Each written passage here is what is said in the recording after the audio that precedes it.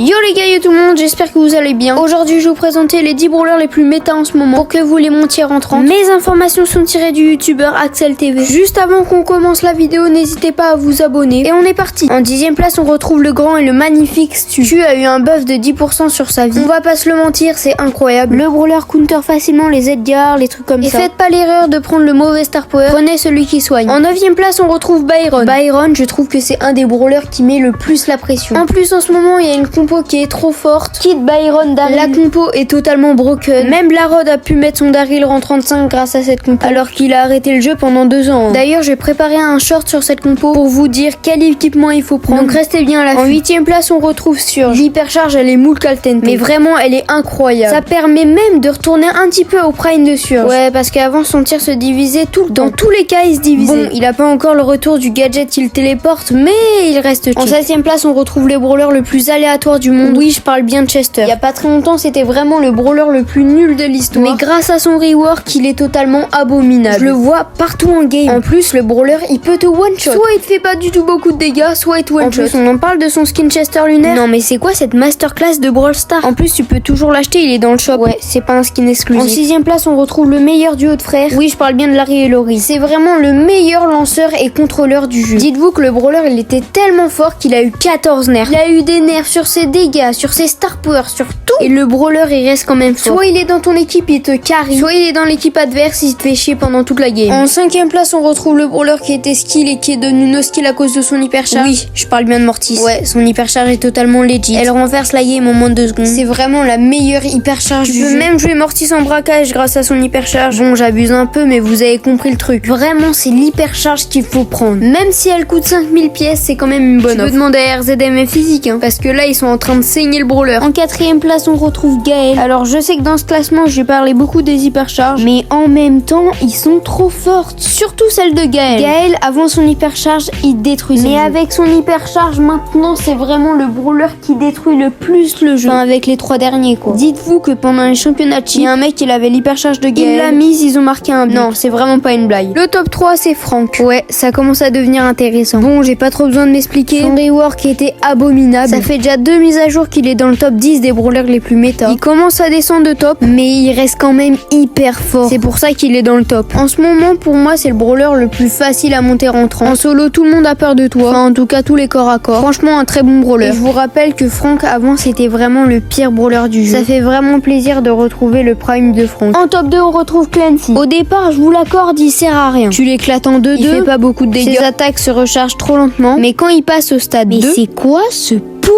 Il tue tout le monde sur son passage. En plus à la dernière mise à jour on attendait tout ce qui se fasse net. Mais au final Brawl Stars ils ont dit ça passe crème. Sa vitesse on dirait une Formule 1. C'est vraiment un poulet ce brawler. Après je trouve qu'il est quand même dur à monter. Mais il reste pour fort. Le top 1 mesdames et messieurs on retrouve Daryl. Ouais son rework est totalement abominable. On est passé à un brawler plus ou moins fort à un brawler totalement broken qui casse le jeu. Non plus sérieusement son rework est totalement incroyable. Je crois qu'il a pas encore de counter à part Shelly, des trucs comme ça mais je suis pas sûre. En tout cas c'est le deuxième rang 35 de Blarod. Mention honorable à Kenji. Mais vu que c'est un nouveau brawler je peux pas vous assurer qu'il va rester fort. En tout cas c'est déjà la fin de la vidéo et j'espère qu'elle vous a plu. Et c'est ciao.